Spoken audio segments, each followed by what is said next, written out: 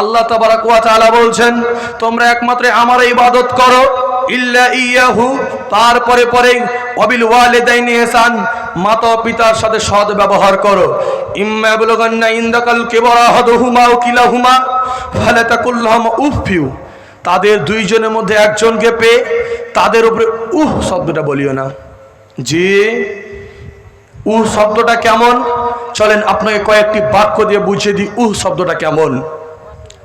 আপনি আপনার মাকে দিয়ে খেতে দিয়ে বের হয়েছেন, আর আপনার কাকাতো ভাই আব্দুর রহমান বাড়িতে ঢুকেছে, আপনি খেতে দিয়েছেন, এটা 100তে 100 সত্যি।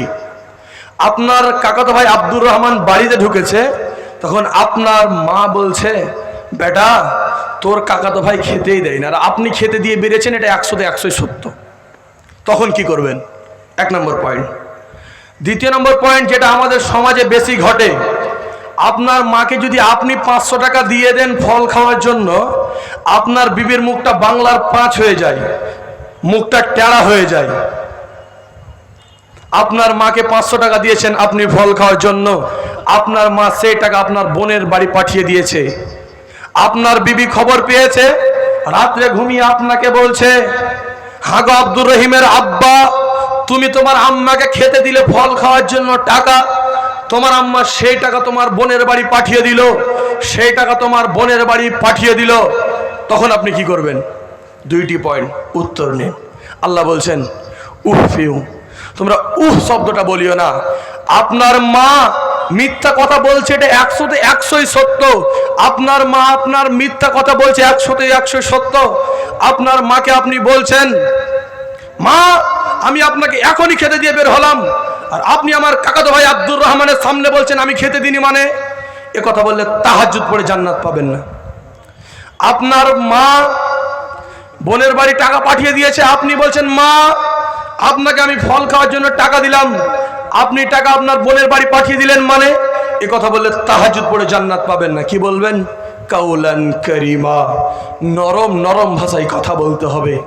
আপনার আম্মুকে বলবেন আম্মু আপনাকে তো আমি খেতে দিয়ে বের হলাম, আর আপনি আমার কাকাতো ভাইয়ের সামনে বললেন আপনাকে আমি খেতে দিইনি, তাহলে তো আমার দুর্নাম হয়ে যাবে আম্মু, আমার তো দুর্নাম হয়ে যাবে আম্মু। এরকম করে বলবেন। এর চাইতে বেশি কিছু বললে তাহাজ্জুদ পড়ে জান্নাত পাবেন না। এর নাম মা। যে আল্লাহকে প্রশ্ন করেন আল্লাহ সেই মানুষটি কে যে তুমি তার এত মর্যাদা দিয়ে বলছো যে শব্দটা বলা যাবে না? কে, কেন তার সেবা যত্ন করবো? আমার আল্লাহ বলছেন ওয়াসফাইনাল ইনসান বিওয়ালিদি হামালাতুহু উম্মুহু ওয়াহানান আলা ওয়াহানিন ওয়া ফিসালুহু বি আমাইনি আনিশকুরু লি ওয়া লিওয়ালিদাইকা ওয়া ইলাইয়াল মাসির। আমার আল্লাহ তাবারাক ওয়া তাআলা বলেন বান্দা আমি তোমাদেরকে আদেশ করেছি তোমরা তোমার মাতা পিতার সাথে সৎ ব্যবহার করো। কেন করবে? তোমার মা তোমাকে কষ্টের পর কষ্ট গর্ভধারণ করার পর তুমি দুনিয়ার মুখ দেখতে পেয়েছো, তোমরা তোমার মার সাথে সৎ ব্যবহার করো। আল্লাহ বলছেন জি মার সাথে সৎ ব্যবহারের কথা আল্লাহ তাবারাক ওয়া তাআলা এমনি বলেননি। মাতা পিতার সাথে সৎ ব্যবহার, আপনার মা যে কষ্টটা করেছে, আপনার মা আপনি যখন পেটে ছিলেন আপনার মা ঠিক করে মাছ খেতেও পারেনি, মাংসটাও খেতে পারেনি, আপনার মা মাছটাও খেতে পারেনি, আপনার মা মাংসটাও খেতে পারেনি। আপনার মারা হাজারো বার, আপনার মার শত শত বার উল্টি হয়েছিল। আপনার মা আপনাকে 10 মাস 10 দিন নিয়ে বাড়িয়েছিল। রাস্তায় হেঁটেছে তাও আপনি পেটে, রাস্তায় চলেছে তাও আপনি পেটে, ঘুমিয়েছে তাও পেটে। আর আপনি সেই মা সম্পর্কে আমার আল্লাহ বলছেন ওয়াসাইনাল ইনসান বিওয়ালিদি হামালাতুহু উম্মুহু ওয়াহানান আলা ওয়াহানিন ওয়া ফিসালুহু ফি আমাইনি আনিশকুরু লি ওয়া লিওয়ালিদাইকা ওয়া ইলাইয়াল মাসির। আমার আল্লাহ বলছেন বান্দা আমি তোকে তোর মার সাথে সৎ ব্যবহারে আদেশ এমনি করিনি। তোর মা তোকে কষ্টের পর কষ্ট গর্ভধারণ করার পর দুনিয়ার মুখ দেখিয়েছে, আমি এই জন্য তোকে তোর মার সাথে সৎ ব্যবহারে আদেশ করেছি। আমার আল্লাহ তাবারাক ওয়া তাআলা এই কথা বললেন। জি সম্মানিত উপস্থিতি, তাহলে মাটা কত দামি, মাটা কত মূল্যবান জিনিস, তাহলে মাটা কত দামি। 1 ফোঁটা মায়ের দুধের ঋণ আপনি শোধ করতে পারবেন না। আপনার মায়ে যে আল্লাহ বলছেন তোমার মা তোমাকে 2 বছর দুধ পান করিয়েছে, সেই মায়ের তুমি 1 ফোঁটাও দুধের ঋণ শোধ করতে পারবে না। কেউ পারবেন? একজন হাত তুলে বলেন। আমি পারবো। একজন বলেন। পৃথিবীর কোনো মায়ের লাল, কোনো আদম সন্তান এতটা নিজের সাহস নেই যে হাত উঠিয়ে বলবে আমি আমার মায়ের দুধের ঋণ শোধ করতে পারবো। পৃথিবীর একজন সন্তান নেই। আপনার সামনে এই সম্পর্কে একটা ঘটনা মনে চলে আসলো, আপনাকে আমি বলে দিই।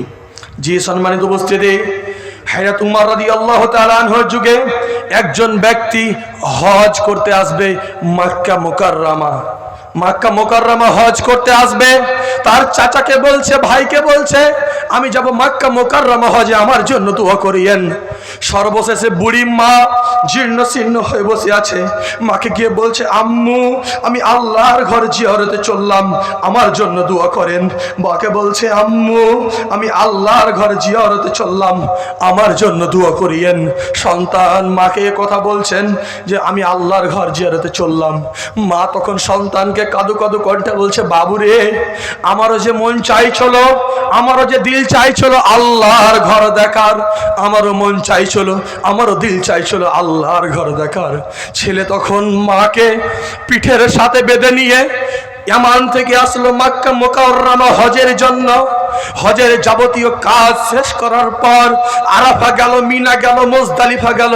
হজের যাবতীয় কাজ শেষ করার পর যখন আবার ইয়ামান যাবেন, উমর রাদিয়াল্লাহু তাআলা আনহুর কাছে দেখা করতে গেলেন। উমর রাদিয়াল্লাহু তাআলা আনহুর কাছে দেখা করতে গেলেন। উমর রাদিয়াল্লাহু তাআলা আনহুকে বলছেন, ইয়া আমিরুল মুমিনিন খলিফাতুল মুসলিমিন, আমি আমার মায়ের দুধের ঋণ শোধ করে ফেলেছি। তখন উমর রাদিয়াল্লাহু তাআলা রেগে গেলেন। কি বলো যুবক, তুমি তোমার মায়ের দুধের ঋণ শোধ করে ফেলেছো? কি কথা বলো? তখন বলছে, জি আমার মায়ের দুধের ঋণ শোধ করে ফেলেছি। কেমন করে? আমার মাকে আমি ইয়ামান থেকে নিয়ে এসেছি পিঠের সাথে চাদরে করে বেঁধে, মক্কা মুকাররমা তাওয়াফ করলাম, মিনা গেলাম, মুজদালিফা গেলাম, আরাফা গেলাম। হজের যাবতীয় কাজ শেষ করার পর আবার আম্মাকে পিঠে করে নিয়ে যাব। সম্মানিত উপস্থিতি, কথাটা শুনবেন উমর রাদিয়াল্লাহু কি জবাব দিচ্ছেন, কান খুলে শুনবেন জবাবটা। উমর রাদিয়াল্লাহু তাআলা জবাব দিচ্ছে, বাবু তোমার শরীরের মান, তোমার শরীরের চামড়াকে কেটে যদি তোমার মায়ের পায়ের জুতা বানিয়ে দাও, তোমার শরীরের গোশতকে কেটে যদি তোমার মায়ের খাবার বানিয়ে দাও, তোমার কলিজাকে বের করে যদি তোমার মার পা মুছা তওলা বানিয়ে দাও, তাও তোমার মায়ের 1 ফোঁটা দুধের ঋণ শোধ করতে পারবে না। এর নাম হলো মা। তুমি কার সম্পর্কে বলেছো জানো? হুমা জান্নাতুকা ওয়া নারুকা, তোমার মাই তোমার জান্নাত, তোমার মাই তোমার জাহান্নাম। সেই মা সম্পর্কে বলেছো যে আমি আমার মায়ের ঋণ শোধ করে ফেলেছি। উমর রাদিয়াল্লাহু তাআলা বলছে, বলো কি তোমার মায়ের 1 ফোঁটাও তুমি দুধের ঋণ শোধ করতে পারবে না? এর নাম হলো মা, এর নাম হলো মা। সম্মানিত উপস্থিতি, আজকে আপনি মায়ের উপরে এতটা অত্যাচার করেন, আপনার অত্যাচার দেখে মাথা ঘুরে যায়। আপনি আপনার মায়ের কথা উপরে এতটা অত্যাচার করেন। হাদিস এসেছে মা বাবার কথায় বউ তালাক দিতে হবে, বাবার কথায় বউ তালাক। যে আমার নবী সাল্লাল্লাহু আলাইহি সাল্লামকে জিজ্ঞেস করা হলো, আইয়ু আমল আহাব্বিল আল্লাহ, আল্লাহর নিকটে সবচেয়ে পছন্দের আমল কি? রাসূল সাল্লাল্লাহু আলাইহি সাল্লাম বলছেন, সলাত ওয়ালাল ওয়াক্তিহা, সময় মতো সলাত আদায় করা। সাহাবীগণ জিজ্ঞেস করলেন, তারপরে কোনটি? রাসূল সাল্লাল্লাহু আলাইহি সাল্লাম বললেন, বিরুল ওয়ালিদাইন, তোমার মাতা পিতার সাথে সৎ ব্যবহার করা। সাহাবীগণ আবার জিজ্ঞেস করলেন, তারপরে কোনটি?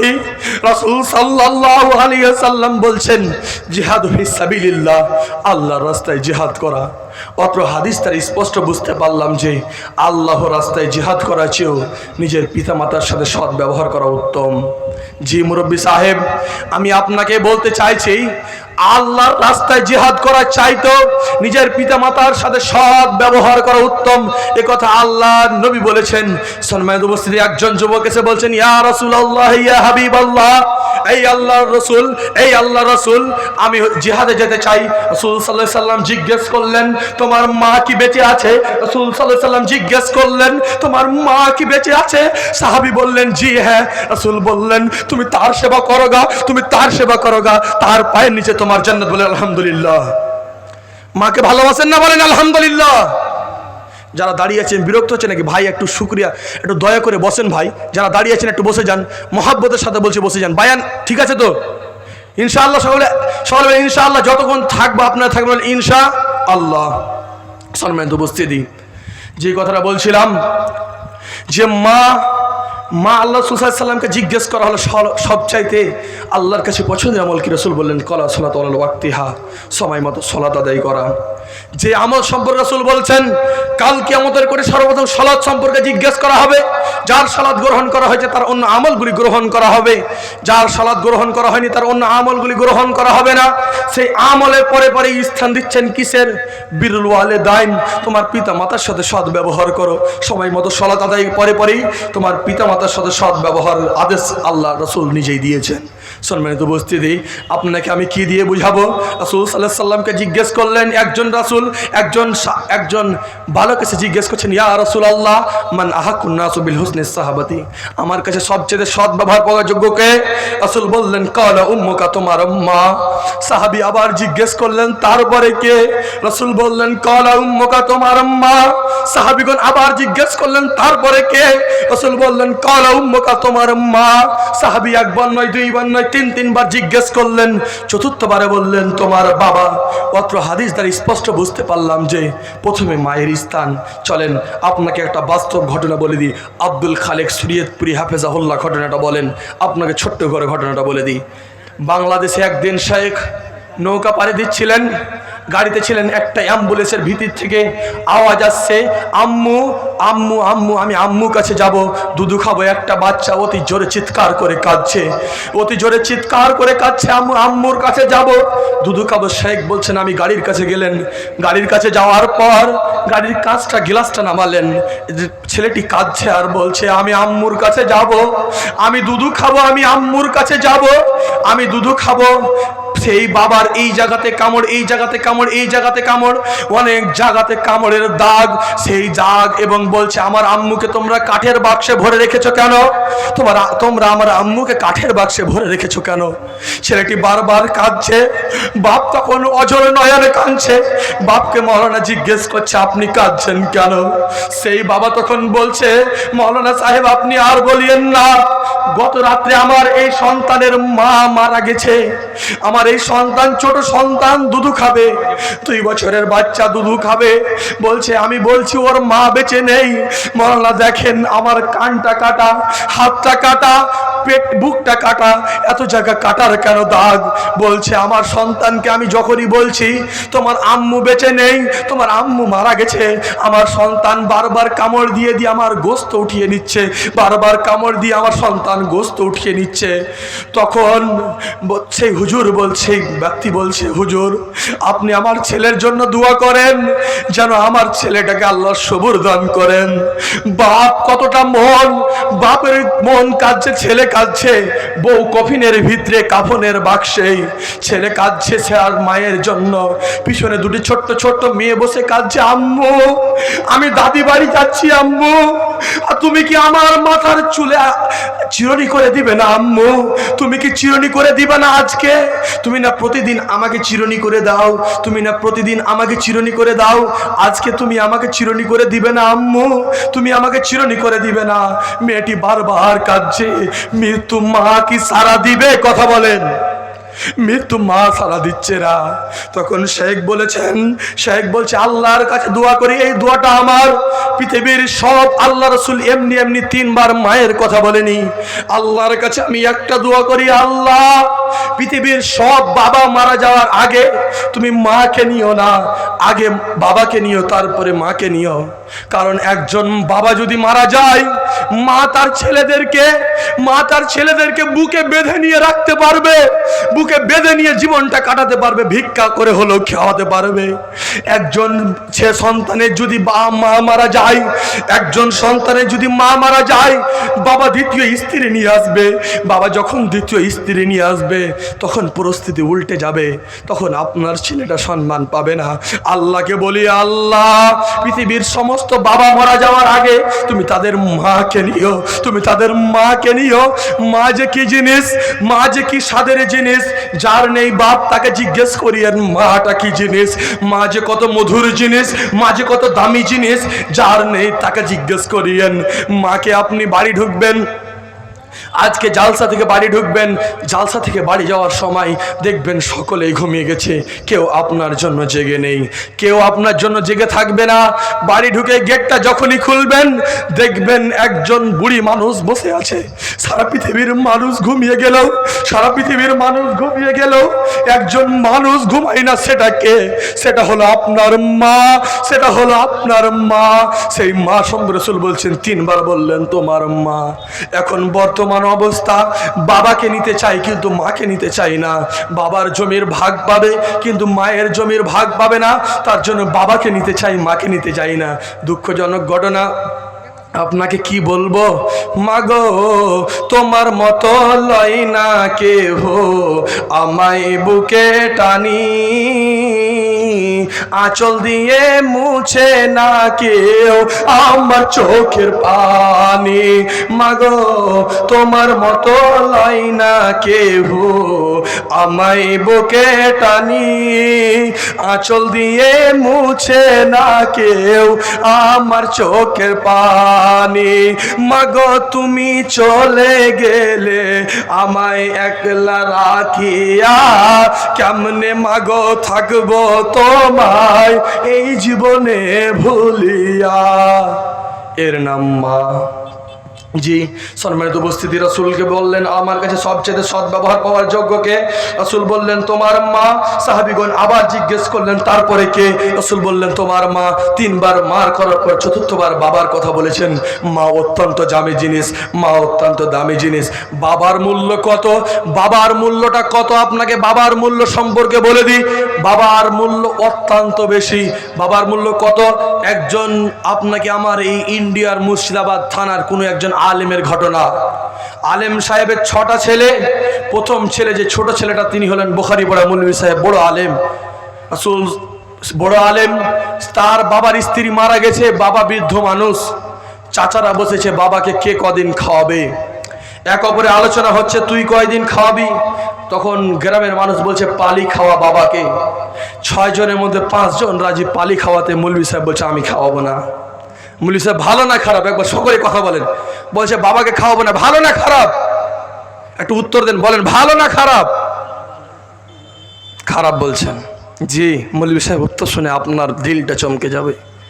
মৌলভী সাহেব বলছে চাচা আমি আমার বাপকে এই জন্য খাওয়াবো না। রাসূল বলেছেন আনতা ওয়া মালুকা লিআবিকা, তুই আর তোর মাল হচ্ছিস তোর বাপের, তোর বলে জীবনে কিছু নাই, যা কিছু আছে তোর বাপের। তখন সেই মৌলভী সাহেব উত্তর দিচ্ছে আমার বলে কিছু নাই, যা কিছু আমার বাপের, যা ইনকাম করি আমার বাপের, আমার কি আছে? আমার বাপ খেতে দিলে আমি খেতে পাবো, না হলে পাবো না। বাপ আবার পালি খাবে মানে আমার বাপ 6 বেটার মালিক, আমার বাপ রাজার মতো খাবে, আমার বাপ রাজার মতো খাবে। যাকে যেই বউকে বলবো আজকে খেতে দে, খেতে দিতে হবে। কেন দিব কথা চলবে না। আমার বাপ আছেন, আব্বা সামনে আছেন, এটা আমার আব্বা। আপনারা দেখেন কোন সোশ্যাল মিডিয়া দেখেন, এটা আমার আব্বা। আমার আব্বা, আমি বলছি এই জুব্বাটা আমার, মোবাইলটা আমার, আমি নিজেই আমার। আমার আব্বা বলছে এই প্রথম মালটাই তো আমার। তো কার হলো বলেন? বাপের। মৌলভী সাহেব কত সুন্দর উত্তর দিচ্ছেন আনতাও মালুকা লিআবিকা। রাসূল বলছেন তুই আর তোর মাল হচ্ছিস তোর বাপের, তোর বলে জীবনে কিচ্ছু নাই, তোর বলে জীবনে কিচ্ছু নাই, যা কিছু আছে তোর বাপের। বাপের যখন সব কিছু তাহলে নিজের কি? বাপ যখন যেটা চাইবে, বাপ যদি বলে আমার বেটা আজকে এখানে যেতে হবে না, যেতে পাবে না, কেন যাবো? বাপকে বলা যাবে। রাসূল বলছেন কি? রাসূল বলছেন মুআয বিন জাবাল রাদিয়াল্লাহু তাআলা قال আওসানি রাসূলুল্লাহ সাল্লাল্লাহু আলাইহি সাল্লাম। মুআয বিন জাবাল রাদিয়াল্লাহু তাআলা বলছেন রাসূল সাল্লাল্লাহু আলাইহি সাল্লাম বলেছেন, বৃষ্টি পড়তে লেগেছে। রাসূল সাল্লাল্লাহু আলাইহি সাল্লাম বসে থাকেন, বেশি হলে ছেড়ে দেবো, বসে থাকেন। রাসূল সাল্লাল্লাহু আলাইহি সাল্লাম বলছেন মুআয তুমি 10টি জিনিস থেকে বেঁচে থাকবে। নাম্বার 1 আল্লাহর সাথে কাউকে শরীক করবে না। নাম্বার 2 মাতা পিতার অবাধ্য হবে না। তোমার বাপ যদি তোমাকে বিনা কারণে ডেকে বলে বেটা আব্দুর রহমান বাড়ি থেকে বের হয়ে চলে যা, কেন যাব এই কথা মাকে বলা যাবে না। একজন আমি কালেকশন চাইনি, তারপর আমার ভাই তার যোগ্য বাপের যোগ্য বেটা বাবার জন্য 200 টাকা বলেন আল্লাহ গো তার বাপ কবরে কি আল্লাহতে আসে যাই না গো আল্লাহ, যোগ্য বাপের যোগ্য বেটা আল্লাহ তুমি তার বাপকে কবরের মাগফিরাত বলো আল্লাহুম্মা আমিন। যে কথাটা বলছিলাম, যে বাপ মা, আমার বাপ বলে দিলে আমার তো আমার বাপেরই সব, আমার বাপের আর কিছু নাই। দাদাকে ডেকে নেন, ম্যাক ফুটতে ডেকে নেন, সাড়েতে ডেকে নেন। তো যেই কথা বলছিলাম, আমার পরে আপনাদের সুপরিচিত বুক মোল্লা আব্দুর রহমান বিন্দুল হোসেন সাহেব আসবেন। আমার টাইম আর 15 মিনিট, 15 মিনিটের মধ্যে আমি বক্তব্য গুটিয়ে দিই। সকলে বসে থাকেন, সকলে একটু হাত উঠান। আমরা কেউ 15 মিনিট উঠে বলে ইনশাআল্লাহ, সকলে হাত উঠান, আল্লাহকে দেখান, আল্লাহকে আমাকে আল্লাহকে দেন। আল্লাহ গো, যতক্ষণ পুরো বৃষ্টি না ভিজবে তখন কেউ উঠবে না বলে ইনশাআল্লাহ। যেই কথাটা বলছিলাম বন্ধু, বাপ মা অত্যন্ত দামি জিনিস। বাপ মা রাসূল আফসোস করছেন, আমার নবী আফসোস করে বলছেন, আজকে যদি আমার মা আমেনা বেঁচে থাকতো, আমি নবী মুহাম্মদ নফল সালাতে দাঁড়াতাম। আমার মা আমেনা যদি বলতো বেটা মুহাম্মদ, আমি নামাজ ছেড়ে বলতাম লাব্বাইক, তোমার বেটা হাজির আছে, এর নাম হলো মা, এর নাম হলো মা। সম্মানিত উপস্থিতি, মা এমন একটা দামি জিনিস, মা এমন একটা দামি জিনিস যে রাসূল সাল্লাল্লাহু আলাইহি সাল্লাম আফসোস করে বলছেন, আজকে যদি আমার মা আমেনা বেঁচে থাকতো। আফসোসটা কত বড় দেখেন, কত আফসোসটা দেখেন। বলছে আমার মা আমেনা যদি বেঁচে থাকতো আর আমি নবী মুহাম্মদ নফল সালাতে দাঁড়াতাম। রাসূল সাল্লাল্লাহু আলাইহি সাল্লাম নফল সালাতের চাইতে মায়ের ডাকে সাড়া দেওয়া উত্তম বলেছেন। জি মুরব্বী সাহেব, আমি মা বাপ যে কী জিনিস আপনাকে আমি কী দিয়ে বুঝাবো, আমার কাছে ওইরকম বাক্যই আমি বুঝতে পারছি না যে আপনাকে মা বাপ কী দিয়ে বুঝাবো। রাসূল বলছেন রগিমা আনফুন, রগিমা আনফুন, রগিমা আনফুন, ওই লোকটি নাক মাটিতে মিশে যাক, ওই লোকটি নাক মাটিতে মিশে যাক। রাসূল সাল্লাল্লাহু আলাইহি সাল্লামকে জিজ্ঞেস করলেন কি লা ইয়া রাসূলুল্লাহ, ওই লোকটি কে যার নাক মাটিতে মিশে যাক? রাসূল বললেন জি, ওই ব্যক্তি সে যে নিজের বৃদ্ধ পিতা মাতার মধ্যে দুইজনের মধ্যে একজনকে পেয়ে তার সেবা করে জান্নাত লাভ করতে পারলো না। ওই লোকটি নাক মাটিতে মিশে যাক, ওই লোকটি নাক ধুলোতে মিশে যাক। এই কথা আল্লাহর নবী নিজে বলেছেন। আপনার নাক ধুলোতে মিশিয়ে দিয়েছে। জি, আরো আপনাকে বলি, রাসূল সাল্লাল্লাহু আলাইহি ওয়াসাল্লাম বলেছেন সালাসাতুন কাদ হারামাল্লাহু আলাইহিমুল জান্নাত, 3 শ্রেণীর লোকের জন্য জান্নাত হারাম। এক, কোন পিতামাতার অবাধ্য সন্তানের জন্য জান্নাত হারাম। রাসূল সাল্লাল্লাহু আলাইহি ওয়াসাল্লাম বলছেন পিতামাতার অবাধ্য সন্তানের জন্য জান্নাত হারাম। এই কথা কে বলছেন? রাসূল সাল্লাল্লাহু আলাইহি ওয়াসাল্লাম নিজে বলছেন যে পিতামাতার অবাধ্য সন্তানের জন্য জান্নাত হারাম। আমি আপনাকে কি দিয়ে বুঝাবো যে পিতামাতা তাহলে কত দামি জিনিস, পিতামাতা তাহলে কত মূল্যবান জিনিস। রাসূল, কেউ গল্প করবে না, আমার কথাটি মূল্যবান কথা। আমার টাইম ছিল 1 ঘন্টা, কিন্তু আকাশের অবস্থা ভালো নেই। আমার পরে যিনি আছেন উনি আসবেন, উনি আসা পর্যন্ত চালাচ্ছি। সকলে আমার কথাটি যোগ দিয়ে শুনবেন। সর্বশেষ সময় আপনাকে গুটিয়ে দিচ্ছি বিষয়টা। আজকে আপনার মা, আপনারা 6 ভাই, আপনারা 6 ভাই, আপনারা 6 ভাই কেরালাতে থাকেন। গত কুরবানি ঈদের দিন বাড়ি আসছেন, ঈদের আগে আপনার বউকে ফোন করছেন, আহারে কি কি নিব? বলছে আমার জন্য একটা শাড়ি, আমার বাবার জন্য শাড়ি, আমার মায়ের জন্য, সবারই জন্য বলল। সর্বশেষ একটাই কথা বলছে, আপনি যেন না কাউকে পাঠান, সর্বশেষ একটাই কথা বলছে যে আমার আব্বা, ওই ছেলেটা বলছে আমার আব্বার জন্য কি একটা লুঙ্গি কিনবো? বলছে তোমার আব্বাকে তো গত ঈদে কিনে দিলে, তোমাকে কিনে দিতে হবে? ওহ সুবহানাল্লাহ, স্ত্রী স্বামীকে লুঙ্গি কিনতে দিল না। স্বামী বাড়ি আসলো ঈদের দিন, আপনারা 5 বা 6 ভাই সকলেই গেলেন গোসল করে ঈদ পড়তে। কিন্তু আপনার বাবা বৃদ্ধ মানুষ, আপনার মা বৃদ্ধা মানুষ, আপনার মা 80 বছরের বুড়ি। আপনারা 5 ভাই 5টা বাড়ি করেছেন। আপনারা 5-6 ভাই একটা পাতি তুলে আপনার ছোট ভাইয়ের বাড়ির সিঁড়ির তলায় আপনার মাকে জায়গা করে দিয়েছেন। যেই মা আপনার জন্য এত কষ্ট করলো, সেই মায়ের জন্য সিঁড়ির তলায় একটা জায়গা আপনার মায়ের জন্য সিঁড়ির তলায় আপনি করেছেন। সেই মা ওই ঈদের দিন দেখছে, তখন তার স্বামীকে বলছে হ্যাঁ গো, তুমি কি ঈদ পড়তে যাবে না গো স্বামী? তখন তার স্বামী বলছে যাবো রে, কিন্তু লুঙ্গিটা ছিঁড়া। তখন বলছে ওটাই পরে ঈদটা পড়ে এসো। সে আপনার বাপ ঈদ পড়তে গেল, ঈদ পড়ে এসে গেটের সামনে জীর্ণ শীর্ণ হয়ে বসে আছে। দুপুর 2টা পর্যন্ত আপনার বাড়িতে লাচ্চা পরোটা যা যেটার দিকে খাওয়ার হলো সবাই খেতে পেল। আপনার শ্বশুরের বাড়ি গেল, শাশুড়ি খেতে পেল, কিন্তু আপনার মা খেতে পেল না। আপনার বাপ দুপুর পর্যন্ত বসে আছে, পেল না। কেন? আপনার মায়ের এই অবস্থা কেন? আপনার বাবার এই অবস্থা কেন? আপনার বাবা কত বড় দোষ করেছে, আপনার মা কত বড় দোষ করেছে যে আপনার মা পেল না খেতে? আপনার বাবার আর আপনার মায়ের ভুলগুলি বলবো? সকলে হাত তুলেন, বলবো, বলেন সকলে বলবো। জি, বৃষ্টি আর নেই, লম্বা করে বিষয়, তাহলে শুনেন। তো আপনার মার দোষ আর আপনার বাবার দোষগুলি একটু বলে দিই। আপনার মা এই রানীনগর গ্রামের সবচাইতে দিনদার মহিলা। আপনার মাকে কোনোদিন পরপুরুষ দেখেনি। আপনার মা কোনোদিন ব্লেড দিয়ে নখ কাটতো না। কেন জানেন? খুব কাট দেখে ভয়, আঙ্গুল কেটে যাবে। কিন্তু আপনার মতো ছেলেকে জন্ম দিতে গিয়ে মালদা হসপিটালে ডক্টর বলেছিল, আপনার ছেলেকে যদি বাঁচাতে চাও আপনার পেট কেটে আপনার ছেলেটাকে বের করতে হবে। আপনার পেটটা কেটে আপনার ছেলেটাকে বের করতে হবে। আপনার সেই মা, যেই মা কোনোদিন ব্লেড দিয়ে নখ কাটতো না, সেই মা কাঁদু কাঁদু কণ্ঠে বলেছিল, ডাক্তার বাবু আপনি আমার পেটটা একদিন কেন পুরো পেট কেটে চিরে দিয়ে আমার কলিজার টুকরা সন্তানকে বের করেন। এটা ছিল আপনার মার প্রথম ভুল। আজকে আপনার মা জননের 80 বছর বয়সে সেই সেলাই জায়গাগুলি এখন ব্যথা করে। এটা হলো আপনার মার প্রথম ভুল। আপনার মার দ্বিতীয় ভুল কি?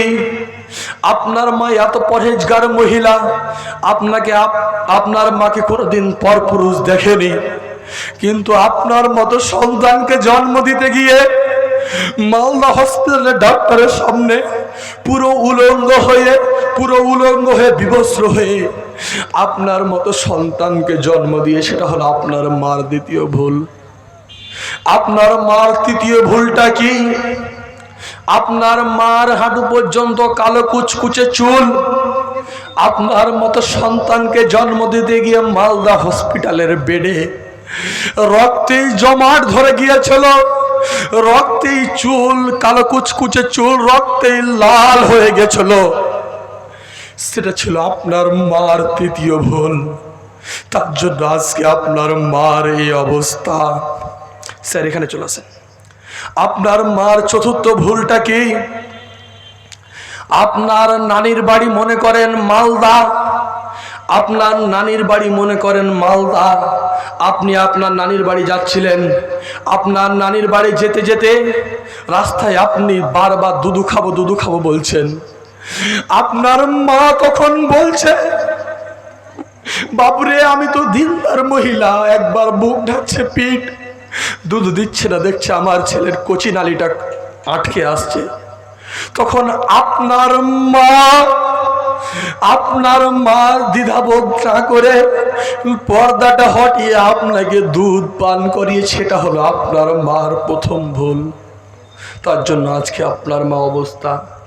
আজকে যে আপনাকে দুধটা পান করে আপনার মা, সেই দুধটা আপনার মার রক্ত থেকে আসে। আপনি রক্ত খান, কোন মাকে মারছেন, কোন মার উপরে লাঠি উঠাচ্ছেন, সেই মার রক্ত থেকে আপনার খাবার তৈরি হয়, সেটা হলো আপনার মা। আপনি বাড়িতে দেখবেন আপনার বিবির পেটে যখন বাচ্চা হবে, আপনার বিবি ঠিকঠাক খেতে পারবে না, বারে বারে উল্টি করবে, ঠিকঠাক খেতে পারবে না। আপনার মার পেটে যখন আপনি ছিলেন, আপনার মা ঠিক তেমনই করতো, ঠিকঠাক খেতে পারতো না, উল্টি হতো। সেই দিন আপনার মার কষ্ট। আপনার বাবা আজকে অবস্থা কেন? আপনার বাবা এমন মানুষ, আপনি রাত্রে, আজকে একটা বাস্তব ঘটনা, আমার আব্বু আছে পাশে বলে দিই। আমি একটা অসুখে 4 মাস থেকে আছি। একদিন রাত্রে আমার শরীরে জ্বালা শুরু হলো, এত জ্বালা থামছে না। গ্রামের ডাক্তারের কাছে গেলাম, আমাকে ওষুধ দিল না, হসপিটাল নিয়ে চলে যাও। রাত 12টা, ঠিক 12টা, আমার আব্বু গাড়িতে একাই নিয়ে চলে গেছে হসপিটাল। আমি এই বছর মাধ্যমিক দিলাম। শেষ পরীক্ষা দিন আমি অজ্ঞান হয়ে গেছিলাম, আমার কোনো হুঁশ ছিল না।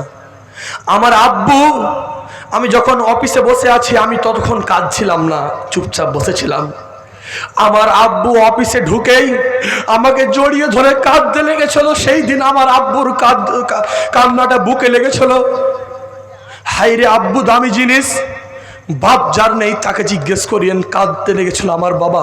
তখন আমি বেশি টেনশনে পড়ে গেছিলাম, তাহলে কি আমি বেশি কিছু হয়ে গেলাম? আমার আব্বা খুব কঠোর মানুষ, তাহলে আমার আব্বা কাঁদছে কেন? তাহলে কি আমি বেশি অসুস্থ হয়ে গেছি?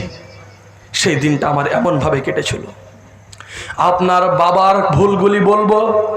আপনার বাবা আপনার মতো ছেলে কে জন্য রাজমিস্ত্রি কাজ করে, 300 টাকা দিনে পাই, আপনারা 5-6 ভাই বোন সকলের পিছু খরচ করতে গিয়ে শেষ হয়ে যায়। আপনার আব্বু তখন কি করলো?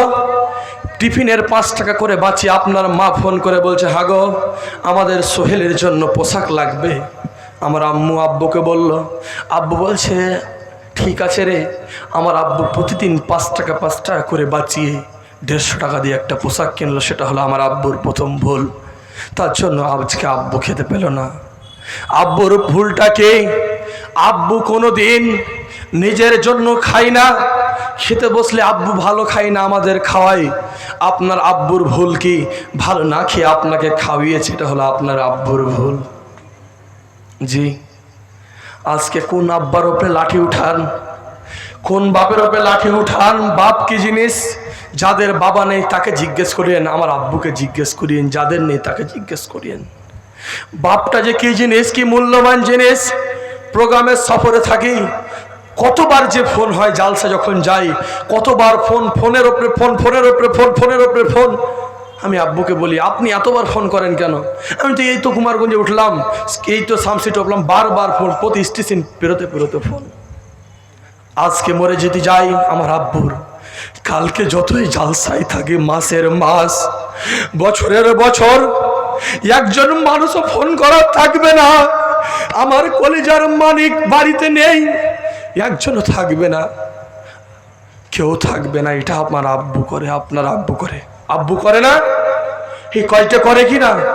আব্বুকে কবরস্থানে রেখে আসেন, সেই দিন বুঝতে পারবেন। কবরে রেখার পর মুখটা যখনই ঘুরাবেন, তখনই বাড়িটা মনে হবে ফাঁকা ফাঁকা লাগবে। বাড়িতে আর কেউ নেই, মনে হবে বাড়িটা পুরো ফাঁকা, বাড়িতে আর কেউ নাই। ওটা হলো আমার আব্বু। আপনি কোন আব্বুর ওপরে লাঠি উঠান?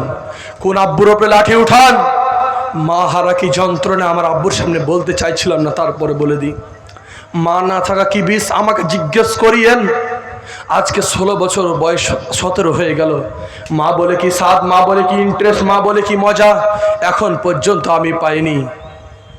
তো আজকে যার মা নেই তাকে জিজ্ঞেস করিয়েন মাটা কি জিনিস, যার বাবা নেই তাকে জিজ্ঞেস করিয়েন বাবাটা কি জিনিস। তো সেই মা সময় শেষ, আমার দাদা চলে এসেছে, সময় শেষ। একটা কথা বলি, আমার আব্বুর কাছে আমি 500 টাকা দাবি করবো। আমার দাদু দাদির কবর এখানেই আছে, আপনি আমার দাদু দাদির জন্য 500 টাকা দেন। আমি আমার আম্মুর জন্য দিয়েছি, আপনি আপনার আম্মুর জন্য দেন। আমার আব্বুর কাছে 500 টাকা দাবি করলাম, আমার দাদু দাদি এখানে ঘুমিয়ে আছে। আল্লাহ গো, আমার দাদু দাদিকে ছেড়ে আমার আব্বা কি কষ্টে আছে আমার আব্বাই ভালো জানে। আল্লাহ, তুমি আমার দাদু দাদিকে কবরে রুহে মাগফিরাত করছো, আল্লাহুম্মা আমিন। আর 2 জন, বেশি নয়, 2 জন, একজন বলেন আর 2 জন 500 করে বলেন। আমি কালেকশনের জালসা নয়, কিন্তু বাবার জন্য, যাদের বাবা নেই তারা একজন আর একজন 200 টাকা দিয়েছিলেন। হায় রে বাবা, বাবাটা অত্যন্ত দামি জিনিস, বাবাটা অত্যন্ত দামি জিনিস। বাবা যে কী জিনিস, সময় আর আগাবো না। আমার দাদা আছে, কিছু দিলে আমার তার হাতে দিবেন। আমার দাদু দাদি কবরে আছে, আল্লাহ জানি না আল্লাহ সারা কবরে কেমন আছে গো আল্লাহ, তুমি তাদের কবরকে রুহে মাগফিরাত করো, সকলে আল্লাহুম্মা আমিন। মাওলা হে করিম, আল্লাহ গো হে রব্বুল ইজ্জাত, তোমার জানি গে অনেকজন মা কবরে চলে গেছে, অনেকজনের বাবা কবরে চলে গেছে। আল্লাহ জানি না কার মা কেমন আছে, আমার মা কবরে, আরেকজন মায়ের প্রেমিক 50 টাকা, কার মা কবরে কেমন আছে জানি না। আল্লাহ তুমি সকলের মাকে কবরে ভালো রাখো, বলি আল্লাহুম্মা আমিন। আমার মা কবরে আছে, আমার বড় আম্মা মরা আজকে ঠিক 4 মাস হয়ে গেল। আরেকটা কথা বলি, আজকে 1 বছর ঠিক সেপ্টেম্বর মাসের 24 তারিখ আমার মাসির হাজব্যান্ড গত এই 24 তারিখে আমি দাফন করেছি। আল্লাহ গো তার রুহে মাগফিরাত করো, সব বলি আল্লাহুম্মা আমিন। সব একটা গাজাল বলে আমি শেষ করছি। আমার পরিচয়টা নিয়ে নেন, আমার পরিচয় দিয়ে আমি আপনাদের মাঝ থেকে বিদায় নিব। আমার নাম সোহেল এজাজ, আমার নাম সোহেল এজাজ, শোনেন দেশবাসী, বাড়ি আমার মালদা জেলার রাজাপুর গ্রাম। পিতাই আমার জিয়াউল হক, পিতাই আমার জিয়াউল হক, মাতা নেই বর্তমান, নীরব নগরে আম্মা করেছেন গমন। পিতাই আমার জিয়াউল হক, মাতা নেই বর্তমান, নীরব নগরে আম্মা করেছেন গমন। আমি হিন তারই সন্তান, আমি সোহেল তারই সন্তান, আপনার আপনাদের মাঝেতে অনেক কিছু বলিলাম কোরআন হাদিস সাথে, শুনিয়া হাসিল কেউ কেউ দিল গালি, শুনিয়া হাসিল কেউ কেউ দিল গালি, কেউ মজা নিল কেউ দিল তালি। যাক যাক দুঃখ নাই গালি দিলে মোরে, যাক যাক দুঃখ নাই গালি দিলে মোরে, কতজন গালি দিলেন নবী মুস্তফারে। হায়াত বাকি তো ফের মোলাকাত বাকি, স্মরণ করলে আসবো কোনো দিন দিব না কো ফাঁকে। আমার যদি প্রয়োজন হয় শুনেন বন্ধুগণ, যোগাযোগের জন্য নাম্বার প্রয়োজন, মোবাইলটা বের করে নাম্বারটা টিপুন 9932 9932 34 ভাই, 9932 34 ভাই, 6812 এটাই নাম্বার হয়। সময় শেষ। আল্লাহ গো তুমি সকলের মাকে কবরের জান্নাত সাল্লাল্লাহু আমিন। এবং আমার দাদা আমার জন্য দোয়া করবেন, দাদার জন্য দোয়া করবেন। আল্লাহ আমাদের ইসলামের খাদিম হিসাবে কবুল করো। যতজন বসে আছে আল্লাহ তুমি সকলের নেক উদ্দেশ্য কবুল করো। আমাদের তাবলিগি জালসা তুমি ঠিকঠাক পরিপূর্ণভাবে যেন আমরা কমপ্লিট করতে পারি। আকাশের আবহাওয়া খুব খারাপ, আল্লাহ গো আবহাওয়াকে ঠিক করো। আমার একজন কাকু 100 টাকা দেন, আল্লাহ তুমি তার বাপকে কবরে রাখো, হায়াত বাকি তো ফের মোলাকাত বাকি। এখান থেকে আমার বক্তব্য দিতে করছি, আমার বলার মাঝে কোনো ভুল ত্রুটি মাফ করবেন। এবং আমার যারা বক্তব্য অনলাইনে শুনতে চান, আমার নিজের official page Sohel Ejaz official, YouTube চ্যানেলের নাম হলো সোহেল অফিসিয়াল, সকলে এখানে যোগাযোগ করবেন। আসসালামু আলাইকুম ওয়া রাহমাতুল্লাহি ওয়া বারাকাতুহু। মাশাআল্লাহ, এতক্ষণ পর্যন্ত আমরা কোরআন এবং হাদিসের কথা শুনলাম মাওলানা সোহেল আলমের কাছ থেকে।